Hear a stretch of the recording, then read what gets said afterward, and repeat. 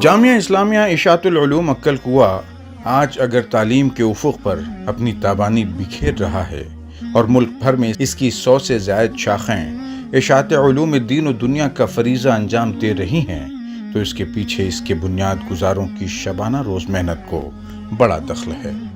جامعہ کی اس ملک گیر توسیع میں جہاں بانی جامعہ حضرت مولانا غلام محمد وستانوی کا خون جگر شامل ہے، وہیں ان کے برادر اکبر اور جامعہ کے معلم اول حافظ اسحاق وستانوی مرحوم کی عظیم قربانیاں بھی کار فرما ہیں۔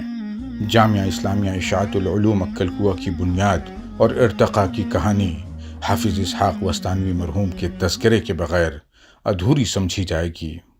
والد محترم، ان کے متعلق میں کیا آپ سے بتاؤں، گویا کہ جامعہ عکل کوہ ہی ان کے شب و روز تھے۔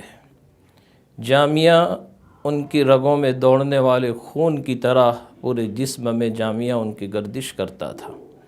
ہم نے اپنی طالب علمی کے زمانے میں دیکھا ہے کہ ہم رات کو اپنے گھر میں سوئے رہتے تھے، کبھی رات 1 بجے کبھی 2 بجے والد محترم جامعہ کی اور طلباء کی محبت میں رات کو اپنے گھر سے نکل کر جامعہ میں چکر لگاتے تھے اور کہیں یہ دیکھا کرتے تھے کہ میرے بچے اور میرے طلباء کس حال میں ہیں۔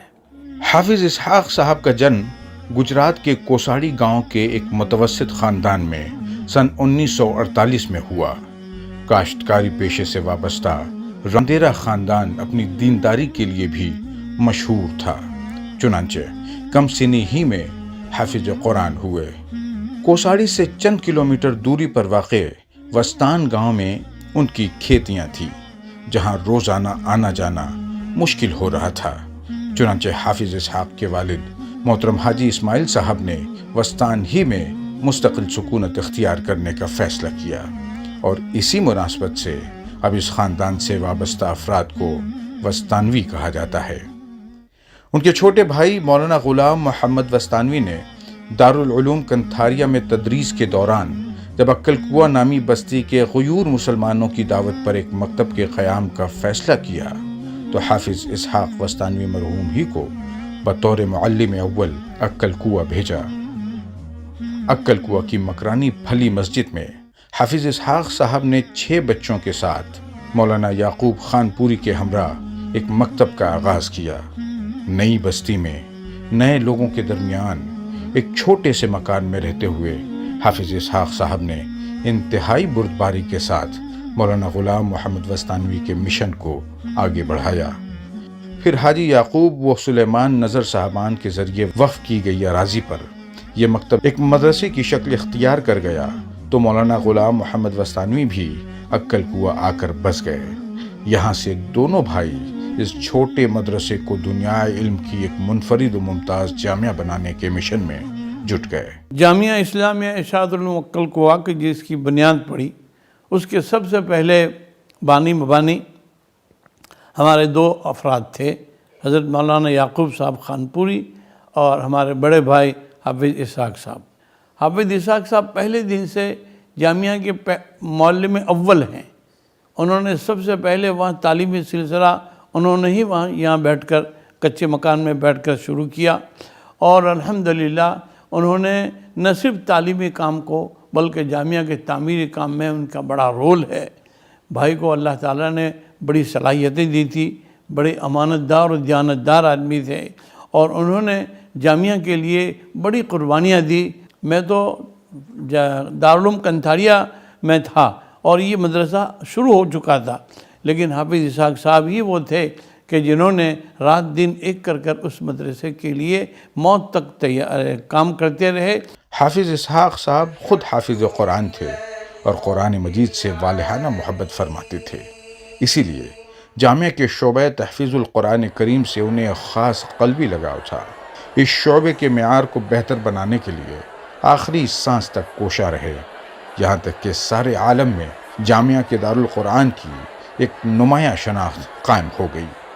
آج اس شعبے میں بیک وقت 3000 بچے 125 اساتذہ کی نگرانی میں قرآن حکیم کو حفظ کرنے میں منہمک ہیں۔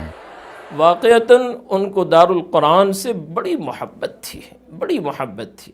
1 مہینہ 10 دن تک میرے والد محترم بیمار رہے، بستر مرگ پر تھے، بے ہوشی طاری رہتی تھی، لہذا کبھی کبھی وہ آنکھیں کھولتے تھے اور ہوش میں آتے تھے۔ پھر میں نے ان سے یوں کہا، ابا دارالقرآن چلیں گے ہم؟ ان کے ہاتھ بندھے ہوئے تھے، بیٹھنے کی بھی ان کے اندر طاقت نہیں تھی۔ ایک دم سے انہوں نے سینہ اٹھا دیا اور اشارے کرنے لگے کہ مجھے دارالقرآن لے چلو۔ یہ ان کی جامعہ کے ساتھ محبت تھی۔ درجہ حفظ پڑھاتے رہے، موت تک پڑھاتے رہے، آخر تک انہوں نے قرآن شریف کی تعلم اور پڑھنا پڑھانا سننا سنانا نہیں چھوڑا، اور آخر تک وہ اپنے اس مشغلے میں، قرآن کی مشغلے میں لگے رہے، یہاں تک کہ وہ اپنے مولا سے جا ملے۔ اللہم اغفرہ ورحمہ وسکنہ فی الجنہ۔ جامعہ میں جب بچوں کی تعداد بڑھنے لگی تو رئیس جامعہ نے حافظ اسحاق صاحب کو مطبخ کی تمام تر ذمہ داریاں سونپ دی، اور حافظ صاحب نے اپنے معاون حافظ عبدالصمد کے ہمراہ ایک ایسا نظام ترتیب دیا جو پورے ملک میں بے نظیر ہے۔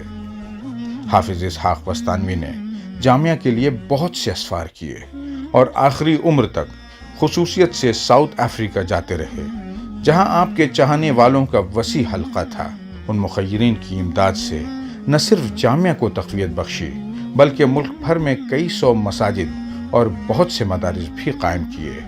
جامعہ کی سب سے بڑی شاخ کنج کھیڑا اور جامعہ ریاض العلوم انواع کے قیام و ارتقاء میں حافظ اسحاق صاحب نے خصوصی کردار ادا کیا۔ تقریباً 30-35 سال تک مسلسل آپ ہی جاتے رہے، اور آپ نے وہاں کے ذریعے سے اہل خیر کے تعاون سے الحمدللہ بہت بڑی خدمت انجام دی۔ صرف جامعہ میں نہیں، جامعہ سے باہر بھی کئی جگہوں پر مدرسے، لڑکیوں کے بڑے مدرسے بنے، بہت سارے دوسرے پورے مرکز بنے، ہسپتال بنے آپ کے وساطت سے، 200 سے زیادہ مسجدیں بنی، کئی 100 بورنگ کیے گئے، بہت سارے مکاتب آپ کی نگرانی میں چلتے تھے۔ تو آپ جہاں پر جامعہ کے ساتھ پورے طور پر جڑے ہوئے تھے، وہ اس طور پر کہ جامعہ کے ہر مشن کو آپ نے اپنا مشن سمجھا، گویا کہ اپنی زندگی کا اس کو مقصد سمجھ کر آپ نے اس کام کو انجام دیا۔ آپ یوں سمجھیے کہ 43 سال تک جامعہ کی خدمت کی۔ جامعہ کے معاملات کے علاوہ اپنے خاندان کی شیرازہ بندی میں بھی کلیدی کردار ادا کیا۔ حافظ صاحب مرحوم کا ایک وصف خاص ان کی دعائیں ہیں۔ دعا مانگتے تو رب کے سامنے ایسے گڑ گڑاتے کہ آپ کے ساتھ سارا مجمع بھی آپ دیدہ ہو جاتا۔ آپ جب دعا کرتے تھے تو آپ کا رونا دیکھنے جیسا تھا، آپ اتنا روتے تھے اللہ کے سامنے کہ دیکھنے والا انہیں دیکھ کر رو دے وے۔ اللہ کے رسول صلی اللہ علیہ وسلم نے ارشاد فرمایا کہ اگر آدمی یہ چاہتا ہے کہ مرنے کے بعد اس کے صدقے جاریہ جاری رہے تو وہ مسجد بنائے، اپنی اولاد کی صحیح تربیت کرے، وہ کسی کو علم سکھائے، وہ کہیں پر پانی کا انتظام کر دے، تو وہ ساری چیزیں آپ کے پاس پائی جاتی تھی۔ تو بہرحال اللہ رب العزت نے آپ کو قبولیت عطا فرمائی، اور اللہ کی ذات سے امید ہے کہ انشاءاللہ اللہ رب العزت آپ کو جنت میں بھی اعلیٰ مقام عطا فرمائیں گے، اور برزخ کی زندگی بھی آپ کے لیے روضۃ من ریاض الجنہ کا مصداق ہوگی، اور اللہ رب العزت ہم سب کو بھی آپ کے نقش قدم پر چلنے کی توفیق مرحمت فرمائے۔ قرآن کریم کے سچے عاشق اور جامعہ کے نائب رئیس 7 شعبان المعظم 11 مارچ بروز جمعہ کی اولین ساعتوں میں 74 برس کی عمر طبعی گزار کر اپنی گوناگون صفات کا دفتر سمیٹ کر مالک حقیقی سے جا ملے۔ انا للہ و انا الیہ راجعون۔ ہو گیا روپوش خورشید فلک پیما کہیں، غم میں ڈوبے ہیں ستارے چاند بھی ڈوبا کہیں، پیکرے صدق و صفا تھا مرکز مہر و وفا، اب بھلا پائیں گے ایسا پیر میں خانہ کہیں، یاد رکھیں گے تجھے اسحاق بام و در صدا، بھول سکتے ہیں تجھے ناہید اور زہرا کہیں۔